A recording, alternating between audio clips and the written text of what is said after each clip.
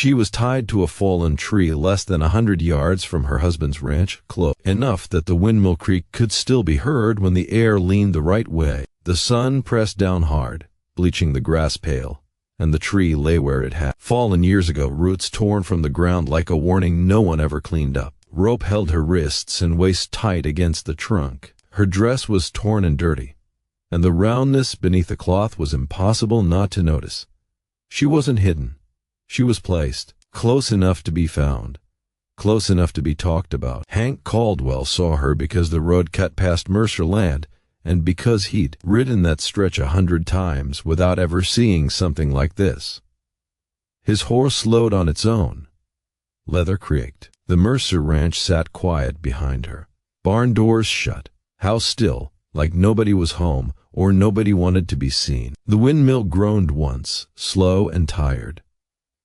Hank slid down from the saddle, boots crunching dry dirt, eyes never leaving the rope. She stirred, head rolling slightly against the bark. Her lips moved. "Don't do that, please."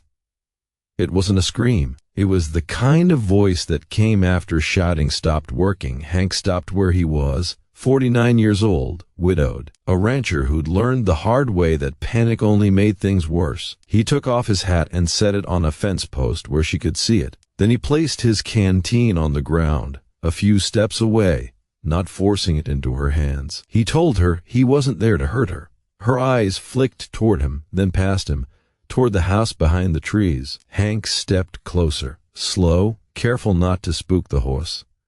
Up close, the rope bothered him. It looked new, bought, not cut from an old ranch line. He knelt and slid his knife free. Her breath caught.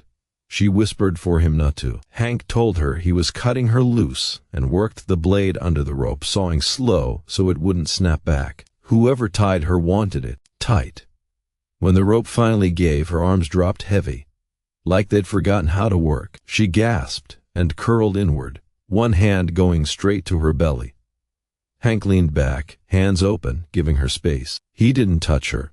He waited. That was when he noticed the boot prints circling the tree. Heels dug deep, like someone had stood there and watched. He looked toward the house again. No movement, no sound. Just the windmill creaking like it had nothing to do with this. "What's your name?" Hank asked.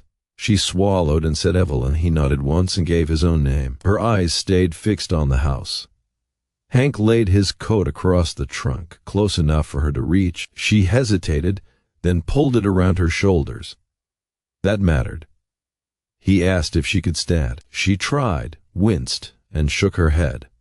Hank brought his wagon around instead. He turned his back while she shifted onto the blankets, giving her dignity where he could. As he tied the horse, his fingers brushed the rope again. It stayed in his mind like a splinter. The wind picked up, carrying the smell of hay and dust from Mercer Land. "She's his," Evelyn said suddenly. Hank didn't ask who. "My husband," she added. "He said the baby wasn't." Hank said nothing. She whispered that he said people would see, and that it would end the talk. Hank kept the reins loose, letting the horses walk steady, the way you do when you don't want attention. Evelyn lay on the blankets, one hand resting over her belly like she was holding something in place. They reached Hank's place as the sun softened enough to take the edge off the heat. His ranch wasn't much. A low house, a barn that leaned but held, a corral patched more times than he could count. It wasn't welcoming, but it was quiet. He helped her down without lifting, just steadying her elbow. Inside, he poured water into a tin cup. She drank slow. "You're safe here for the night," Hank said. "For the night," she repeated, like she didn't believe in longer. "Promises." Hank nodded. Night was all he offered. While he washed his hands at the basin, she spoke again. She said her husband told her it would be cleaner this way.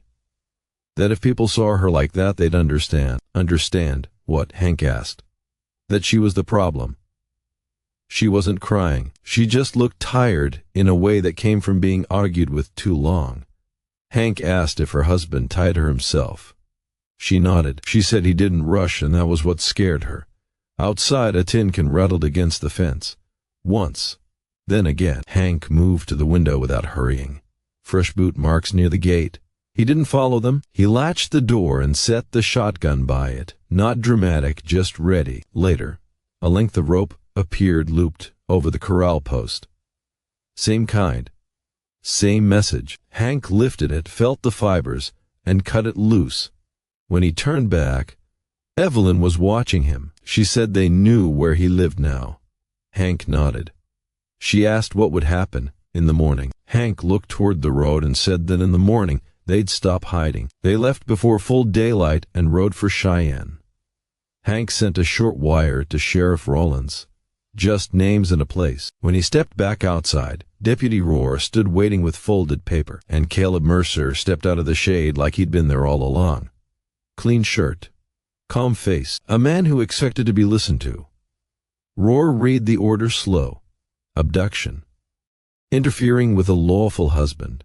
Evelyn shrank back. Hank read the paper. It was clean enough to fool a crowd. Signed by a judge who smiled in public and counted money in private. People stopped sweeping. A woman muttered that a wife belonged with her husband. The story was already moving. Hank lifted his revolver and fired straight up. The sound cracked the morning open. Horses jumped. Silence followed. Hank lowered the gun and told everyone to step back. Nobody was getting dragged anywhere yet.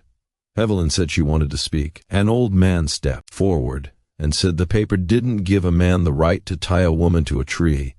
The crowd shifted. They went to the doctor. Rohr said tomorrow morning at the courthouse. Mercer leaned close and said Hank couldn't win on paper. Hank met his eyes and said they'd see. The note came from a livery boy, one word written crooked. Rope. Hank didn't read it until they were clear. He followed it to the general store. Mrs. Shaw's ledger told a quiet story. Rope bought with cash. Wrong handwriting. A supplier seal that tied it to her store. Not proof by itself, but enough to make lies sweat. Before they could leave town, a rider came hard with dust flying. Someone had scorched Hank's hay. Not burned it down. Just enough to make a point. Evelyn whispered that Mercer was telling Hank he could reach him. Hank nodded and turned the wagon toward home. Two riders waited on the road near a fence line. Friendly voices, empty threats wrapped in politeness. They said Hank could keep his ranch if he handed Evelyn over. Hank said no. Rocks flew. Not to hurt. To scare. Hank kept rolling that night. Sheriff Rollins arrived under lantern light. He listened. He looked at Evelyn and asked if she wanted to go back. She said no. That settled something. Rollins said they'd do it clean in daylight. Morning brought heat and a crowd. Mercer waited at the courthouse steps, dressed neat like church.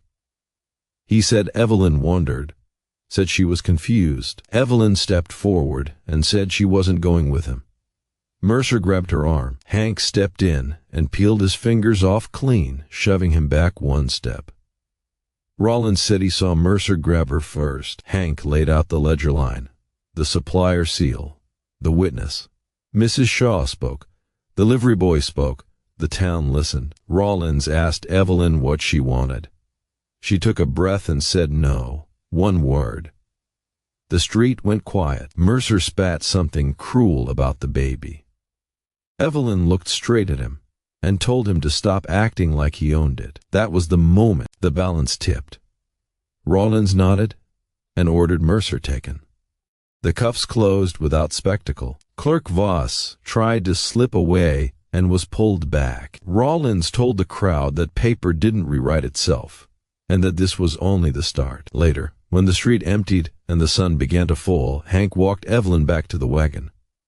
He didn't promise a perfect world. He just said that if she wanted a place where no one wrote her life for her, she could come back to his ranch. Evelyn asked about the baby. Hank said the baby would get a roof and a name without fear. That's how it started. Not loud, not clean, just a decision to do the next right thing.